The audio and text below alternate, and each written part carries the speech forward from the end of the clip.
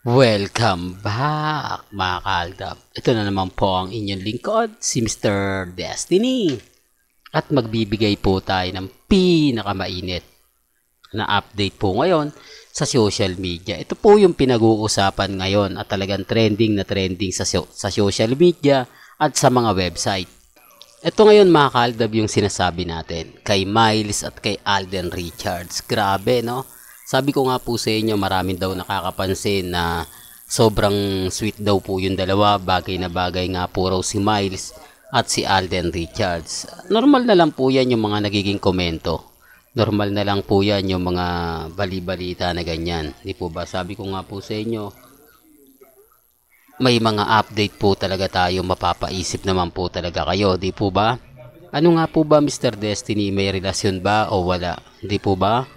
May alam niyo sa totoo lang po, wala naman po talagang dapat pang ipangamba. Gaya nga po ng pinaliwanag ko sa inyo sa mga nagtataka, sa mga nagdududa, bakit nga po raw si Alden Richards sobrang malapitin ng mga babae. Totoo naman po yung sinasabi ko Pero bakit since 2015 simula ng Aldab, hindi na po siya nagkaroon pa ng karelasyon? Doon pa lang may mali na, di po ba? At syempre hindi mawawala itong trending ngayon na kumbaga paglapit ni Casey. Di po ba? Na kung saan talagang pinagpiestahan sa social media. Sobrang kakyutan talaga ni Alden Richards. Di po ba? Sabi ko nga po sa inyo yung gigil. Di po ba? Na kung saan talagang titignan mo yung mukha, talagang sobrang gustong gusto niya si Alden Richards. Sabi ko nga po sa inyo, may mga bagay-bagay nga po na mahirap ipaliwanag, mahirap magkomento, na kung saan nga po talaga pinag-uusapan at talagang pinagpipiestahan. Di po ba? Sabi ko nga po sa inyo, may kanya-kanya tayong pananaw, may kanya-kanya tayong opinyon. Kaya nga po kita nyo naman po, pagdating sa mga ganyan, ilag na ilag si Alden Richards. Di po ba? Lalong-lalo na po sa mga nadiding po sa kanya. Pansin nyo po ba na kapag ka may mga ganyan talagang hindi siya masyado malapit sa mga babae? Di po ba? Sinasabi ko lang po para po sa kaalaman ng lahat. Dahil ganun din naman po yung ginagawa ni Mengay. Ngayon may mga kanya-kanyang kaganapan ngayong weekend. Tapos sasabihin po nila na namamasyal, kumakain sa labas, nagsisimba, sina Congressman Arjo at si Maine Mendoza, pero wala naman po silang maipakitang ebidensya at resibo. Pero nung panahon po ng Aldab, sinasabi ko to pinapaliwanag ko, madalas pong magsimba sa Antipolo. Di po ba? Si Alden Richards at si Maine Mendoza kay Father Jeff. O para lang klaro, para lang po sa kaalaman ng lahat, talagang dumadayo pa yung dalawa kapag ka nandito sila sa Quezon City. Di po ba? Kaya nga po maraming tanong, maraming mga komento, maraming mga ganito ganyan, etc. etc. Relax lang po kayo. Di po ba?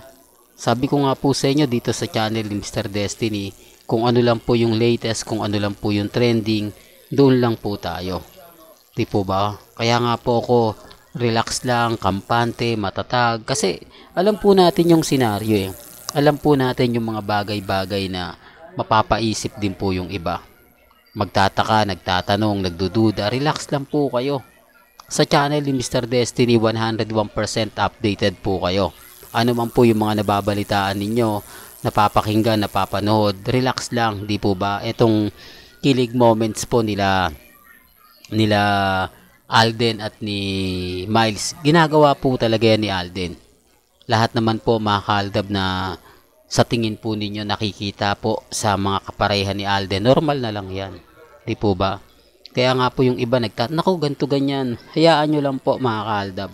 Di po ba? Hindi po naman talaga nawawala yung issue na yan.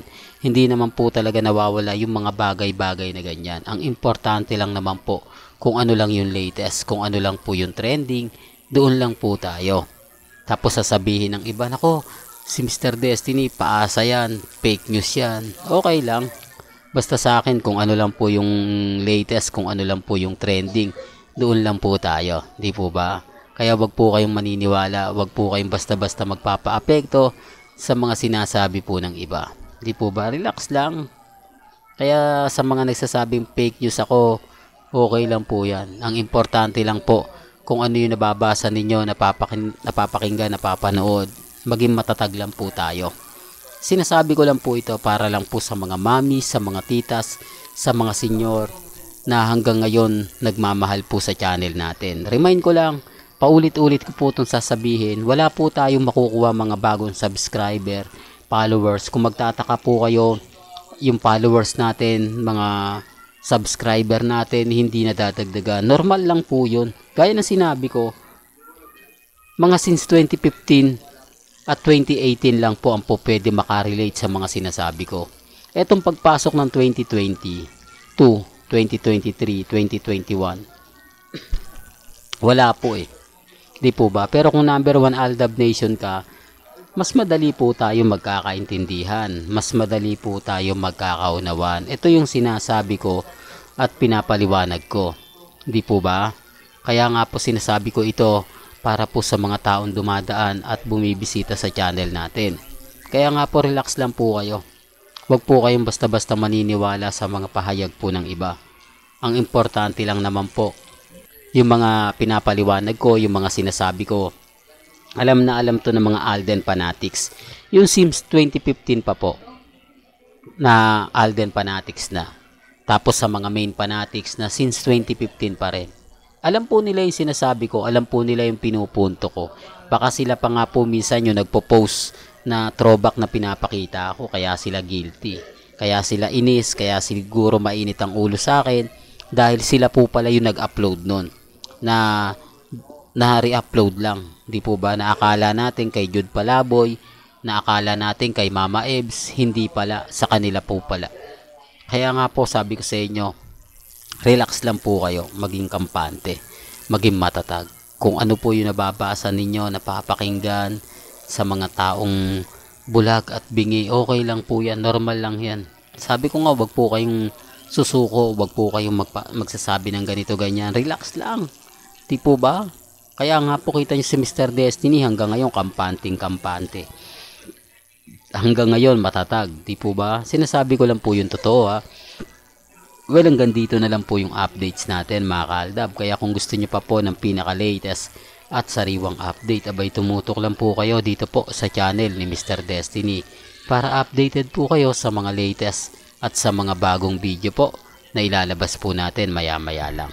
Kaya kung bago ka lang sa channel na to, at isa kang true-blooded Aldab Nation na nagmamahal po kila Mengay at Isoy, tama po ang channel na pinuntahan mo, kaya consider na po kitang bagong subscriber. At huwag mong kalimutang i-share ang mga video po natin sa mga mami, sa mga titas, at sa mga senyor. Hanggang sa muli, salamat po sa panonood at pakikinig.